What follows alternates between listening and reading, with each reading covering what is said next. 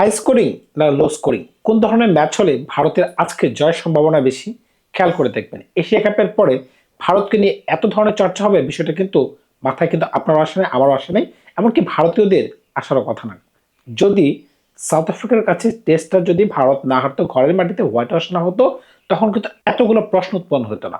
এমনকি গিলের যদি ফর্ম থাকতো, তাইলেও এতগুলো প্রশ্ন থাকতো না। আপনি খেয়াল করে দেখেন, গিল কিন্তু গত ম্যাচে ড্রপ হয়ে গেছে। আমরা কি খবর পাইছি? তার পায়ে চোট লাগছে, তার কারণে তাকে রেস্ট দেওয়া হয়েছে। ভাই, এটা তো একটা অজুহাত। আপনি খেয়াল করে দেখেন, বিশ্বের বড় বড় তারকাদের যখন দল থেকে বের করে দেওয়া হয় বা দল থেকে অনাকাঙ্ক্ষিত কারণবশত বসায় দেওয়া হয়, একটাই কথা যে তাকে তাকে ইনজুরি কবলে পড়তে হয়েছে, এই কারণে দেখায়া দল থেকে বের করে দিতে হয়েছে। সুতরাং বুঝতেই পারতেছেন এই ধরনের নাটক দিয়ে ইন্ডিয়ার কতদিন চলতে পারবে। খেয়াল করে দেখবেন, এখন যদি ইন্ডিয়া দলে কোনো পরিবর্তন হয়, তাহলে কোন ধরনের পরিবর্তন হবে? উপরে স্যানজোকে সুযোগ দেওয়া হবে। এখন কিন্তু স্যানজোকে মিনিমাম 4 থেকে 5টা ম্যাচ অনবরত টানা সুযোগ দিতে হবে। খেয়াল করে দেখবেন, গিলকে সুযোগ দেওয়ার জন্য কয়েকজন প্লেয়ারের কেরিয়ার কিন্তু অলমোস্ট শেষ হয়ে গেছে। অলমোস্ট কেন বললাম? জানি না ওদের ভবিষ্যতে তারা কোন ধরনের খেলা খেলতে পারবে। খেয়াল করে দেখেন, জয়সওয়াল, ঋতুরাজ গায়কোয়াড়, তারপরে সঞ্জু স্যামসন। সুতরাং বুঝতেই পারতেছেন, আপনি একজনের প্রতি এতটা স্বজনপ্রীতি দেখাচ্ছেন, আর কিন্তু করুণ নায়ার, যাকে আপনি একটা সিরিজে সময় দেওয়ার পরে, যেটা ইংলিশ সিরিজে তাকে সময় দিয়েছিলেন বা সুযোগ দিয়েছিলেন, একটা সিরিজের সুযোগ দেওয়ার পরে আপনারা কি বলেছিলেন? যে আমাদের বেঞ্চে পর্যাপ্ত প্লেয়ার বসে আছে, তাই তাকে আর সুযোগ দেওয়া যাচ্ছে না। কিন্তু গিলের বেলায় বিষয়টা কেন ভিন্ন? একজনকে কেন আপনি মানে এত বেশি সুযোগ দিবেন, আরেকজনকে সুযোগই দিবেন না? খেয়াল করে দেখেন তো, লাস্ট 20টা ইনিংসের মাঝখানে তার একটাও 50 নেই। সুতরাং বুঝতেই পারতেছেন, লাস্ট 20টা ইনিংস আপনি বুঝতে পারতেছেন। এশিয়া কাপ বলেন, তারপরে এশিয়া কাপের পরে যে অস্ট্রেলিয়া টুরে গিয়েছিল, দেশের মাটিতে খেলছে, এখন আবার ঢুকছে, কোথাও কোনো রান নাই। তাহলে কেন, কোন ভিত্তিতে আপনি যদি বলেন যে আমি টেস্টে খুব ভালো খেলি? ভাই, টেস্টের খেলোয়াড় ভিন্ন। টেস্টের রেকর্ড দিয়ে যদি আপনি টি-20তে জায়গা করতে চান, তাহলে তো হচ্ছে না ভাই। এখন ভারতীয় দল এমন একটা জায়গায় ফেসে গেছে, তাদের ক্যাপ্টেন সূর্যকুমার যাদব তিনি নিজে জানেন না উনি কি 3 নম্বর পজিশনের ব্যাটসম্যান নাকি 4 নম্বর পজিশনের ব্যাটসম্যান। অনেকগুলো প্রশ্ন কিন্তু এই সাউথ আফ্রিকান টোরে উৎপন্ন হয়ে গেছে। লো স্কোরিং ম্যাচে তারা কি ভালো করবে, নাকি হাই স্কোরিং পিচে তারা ভালো করবে? তারা কি স্পিনিংটাকে ভালো করবে, নাকি পেস বোলিংটাকে ভালো করবে? ওই যে এই ধরনের দ্বিধাদ্বন্দ্ব তৈরি হয়েছে, এই দ্বিধাদ্বন্দ্ব কিন্তু তাদের মাথা থেকে কখনোই যাবে না, যতক্ষণ না পর্যন্ত তারা উইনিং স্ট্রিকে না আসতে পারবে। উইনিং স্ট্রিক কখন আসতে পারবে? যখন এ টু জেড ক্লিক হওয়া শুরু করবে। এখন যেটা কয়েক বছর ধরে চ্যাম্পিয়ন্স ট্রফিতে বলেন কিংবা এশিয়া কাপে বলেন, যেটা দুবার পিচে করতে তার পারছিল, এটা কিন্তু তারা ইন্ডিয়াতে করতে পারতেছে না।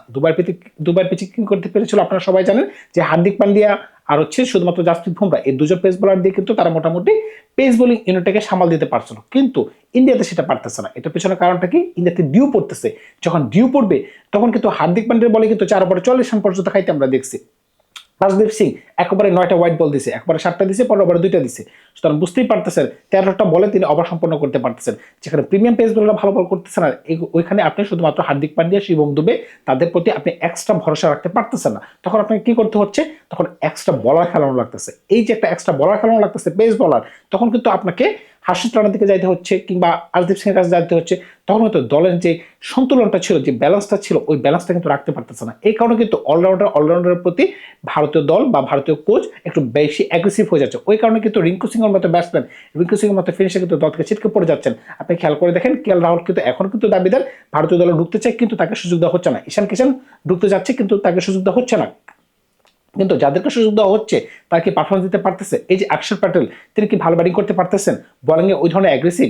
কুলদীপ যাদব দল থেকে ছিটকে পড়ে যাচ্ছেন। কারণ কি? তিনি কুলদীপ যাদব আবার টি-20তে ভালো বোলিং করতে পারে না। এদিকে কিন্তু আবার বরুণ চক্রবর্তী কিন্তু নাম্বার 1 পারফর্মার। আপনি যদি বর্তমান টি-20 দলে ভারতীয় দলের পারফরমারের সংখ্যা গোনেন, হাতে গোনা 3 থেকে 4 জন পারফর্মার পারবেন। উপরে অভিষেক শর্মা যদি উপর থেকে রান করতে পারেন, তাহলে আপনি ধরে রাখতে পারেন ওদিন একটা ভালো স্টার্ট এনে দিতে পারে। তখন কিন্তু একটা জয়ের সম্ভাবনা বেড়ে যায়, সেটা আগে ব্যাটিং করে হোক আর পরে ব্যাটিং করে হোক। 1 নম্বর পারফর্মার। 2 নম্বর পারফর্মার জাসপ্রীত বুমরা। আপনি যে কোনো দিন তাকে এমনভাবে ধরে নিতে পারবেন যে আপনাকে তিনি উইকেট এনে দিবেন কিংবা রান টেনে ধরে রাখবেন। হ্যাঁ, মাঝে মধ্যে এরকম হতে পারে যে তিনি 4 ওভার 40-এর উপর রান খায়, এটা খুবই কম, খুবই কম, মানে খুবই কম। সুতরাং বুঝতেই পারতেছেন, দুজন ম্যাচ উইনার হয়ে গেল। আপনি মাঝখানে শুধুমাত্র তিলক বর্মা ছাড়া ব্যাটিং অর্ডারে অন্য কোনো ব্যাটসম্যানের প্রতি আপনি ভরসা রাখতে পারতেছেন না। যে কোনো ব্যাটসম্যান বলেন, আপনি গিল বলেন, স্কাই বলেন, ওই দুইজন তো একদম বাতিল খাতায় পড়ে গেছে। আমি তো কয়েকটা ভিডিওতে বলেছিলাম যে তারা এখন ক্যাপ্টেন্সি কোটায় খেলতেছে। সুতরাং বুঝতেই পারতেছেন, মানে 2026 টি-20 বিশ্বকাপের পরে দলের মাঝখানে ক্যাপ্টেন্সি চেঞ্জ হবে, এমনকি হার্দিক পান্ডিয়ার গাড়ি আবার ক্যাপ্টেন্সি আসতে পারে। আপনি খেয়াল করে দেখেন, যখন মুম্বাইতে ট্রেড করে নিয়ে আসা হলো, এর আগে কিন্তু তাকে কিন্তু ক্যাপ্টেন্সি দেওয়ার একটা গুঞ্জন কিন্তু আমরা শুনতে পেয়েছিলাম। কি কারণ হচ্ছে তাকে ক্যাপ্টেন্সি দেওয়া হলো না? সুতরাং বুঝতেই পারতেছেন, হয়তোবা আবার আমরা তাকে ক্যাপ্টেন্সি পদে দেখতে পারি ভারতীয় ক্যাপ্টেন হিসেবে, হয়তো বা নতুন কোনো মুখ আমরা দেখতে পারি, নতুন কিছু রদবদলও দেখতে পারি 26 বিশ্বকাপের পরে। এমনকি ভবিষ্যৎ সূর্যবংশী যেভাবে তিনি এশিয়া কাপ খেলতে পারতেছেন, আন্ডার 19 হয়ে যেভাবে 100-র পর 100 করতেছেন, তিনি দরজা ভেঙে জাতীয় দলে ঢুকে যেতে পারেন। তখন কিন্তু কে গিল আর কে স্যামসন তখন কিন্তু তিনি আর কাউকে পাত্তা দেবেন না। তিনি যদি একবার দলে ঢুকতে পারেন আর যদি যেভাবে তিনি রেপুটেড ভাবে খেলতে পারতেছেন, তখন কিন্তু জেতাটা কিন্তু সময়ের ব্যাপার ভাই। মানে তার তার দলে জায়গাটা পাওয়া কিন্তু সময়ের ব্যাপার। এখন ভারতীয় দলে আজকে কোন ধরনের পরিবর্তন আপনি দেখতেছেন? দেখেন, একটা পরিবর্তন তো ফোর্স বাই ফোর্স। জিনিসটা কি? অক্ষর প্যাটেল কি কারণে দলের সাথে অন্তর্ভুক্ত নয় সেটা আমি জানি না, তবে নতুন করে তার রিপ্লেসমেন্ট হিসেবে শাহবাজ নাদির নামে একজন প্লেয়ার রয়েছে, তিনি আবার বামাতে বল করতে পারেন, বামাতে ব্যাটসম্যান, তো তাকে কিন্তু ইনক্লুড করা হয়েছে। আমার মনে হচ্ছে না তিনি দলে জায়গা পাবেন, তবে ওয়াশিংটন সুন্দর আজকে দলে পাওয়ার একটা জায়গা রয়েছে। এমনকি উপরে অবশ্যই আজকে আমরা স্যামসনকে দেখতে পাবো। এই ব্যাপারে মোটামুটি 90% সিউরিটি দেওয়া যাচ্ছে, যেহেতু গত ম্যাচের শুরুতেই, মানে গত ম্যাচটা শুরু হওয়ার আগেই কিন্তু আমরা কিন্তু জানতে পেরেছিলাম যে গিল দল থেকে ছিটকে পড়ে যাবেন, কারণ কি তার ইনজুরি হয়েছে। এখন সত্য মিথ্যা সৃষ্টিকর্তা ছাড়া আর ভারতীয় দলের ভিতরে ছাড়া এটা কেউ বলতে পারবে না।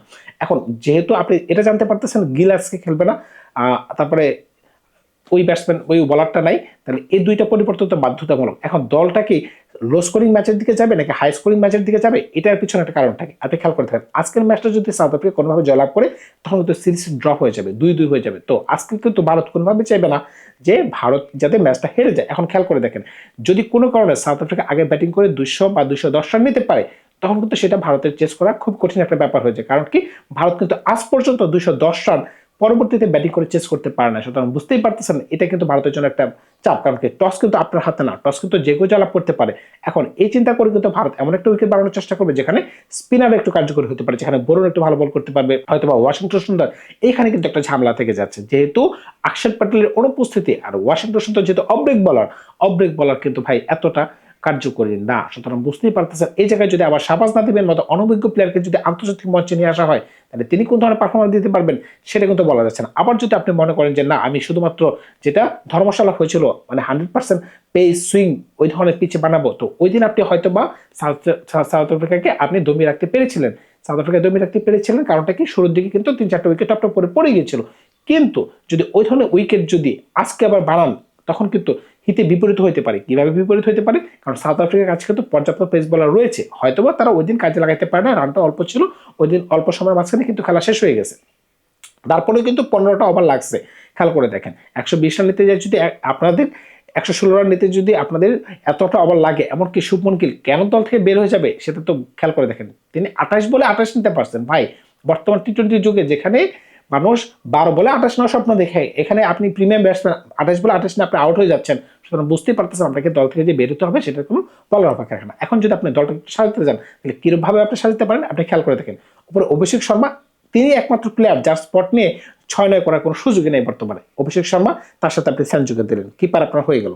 আপনি 3 নম্বরে তিলক বর্মা, 4 নম্বরে সূর্যকুমার যাদব। দেখেন সূর্যকুমার যাদব 3 নম্বরে ব্যাটসম্যান না 4 নম্বরে ব্যাটসম্যান তিনি এখনো জানেন না। তিলক কয় নম্বরে ব্যাটসম্যান না কয় নম্বরে খেলবেন কেউ বলতে পারে না। এই যে একটা সমস্যা, এই সমস্যা থেকে কিন্তু ভারতকে বেরিয়ে আসতে হবে। তাহলে 5 নম্বরে কি খেলবে? 5 নম্বরে হার্দিক পান্ডিয়া, 6 নম্বর শিবম দুবে, 7 নম্বরে ওয়াশিংটন সুন্দর। এখন 7 নম্বরে যদি ওয়াশিংটন সুন্দর দেন, তাহলে 8 নম্বর আপনি কাকে দিবেন? 8 নম্বর স্লটটা একটু খালি রাখতেছি। 9, 10, 11। 9 নম্বরে বরুণ চক্রবর্তী, 10 নম্বরে আর্শদীপ সিং, 11 নম্বরে বরুণ চক্রবর্তী।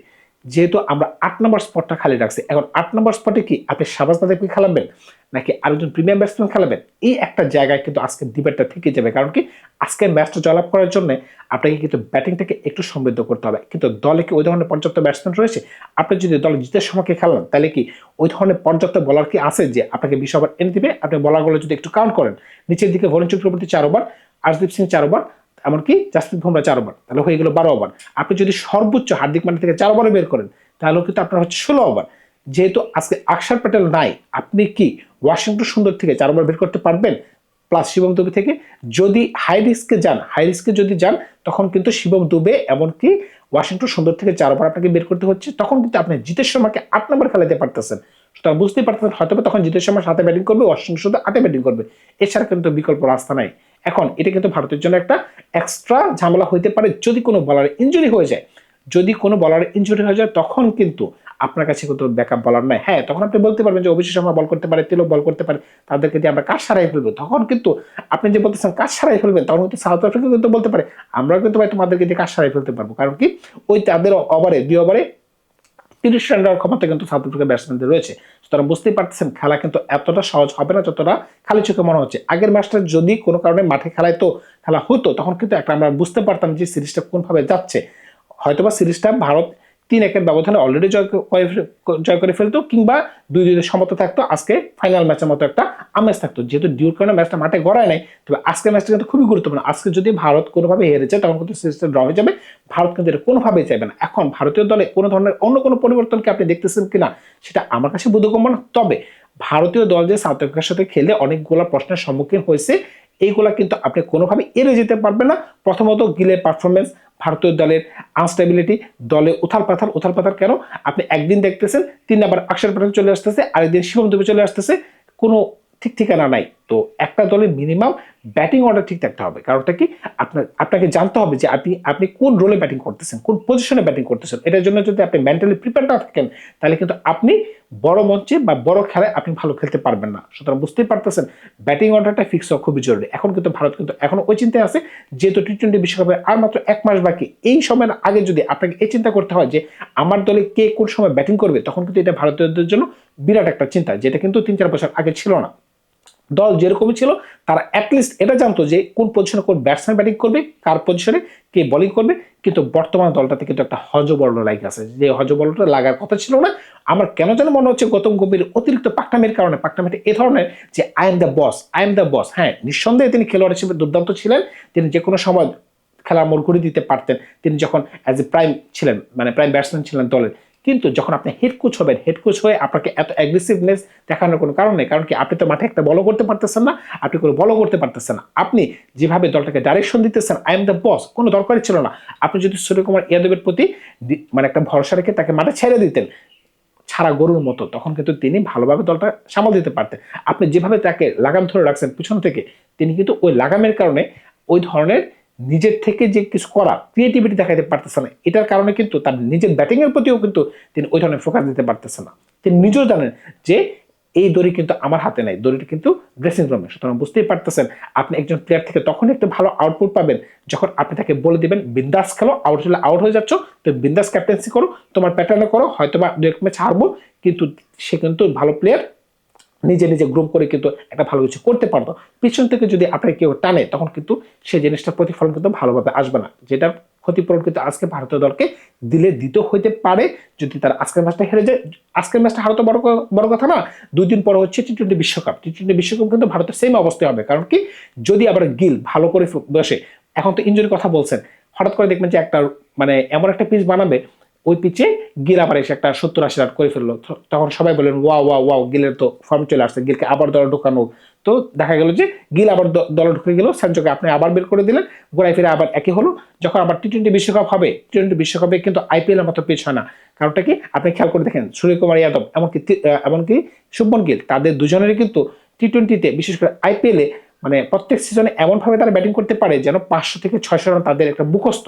কিন্তু যখন তারা আন্তর্জাতিক মঞ্চে যায় কিন্তু তাদের ওই 500-600 রান কিন্তু মুখস্থ না আসে। তারা বুঝতেই পারতেছেন খেলা কিন্তু জায়গা মতো পাল্টে যায়। এখন দেখা যাক আজকের ম্যাচে তারা কোন ধরনের রেজাল্ট আনতে পারে। ভবিষ্যতের গল্পগুলো আপনাদের সাথে ভবিষ্যতে করবো। বিদায় নিলাম আজকে, ভালো থাকবেন আপনারা।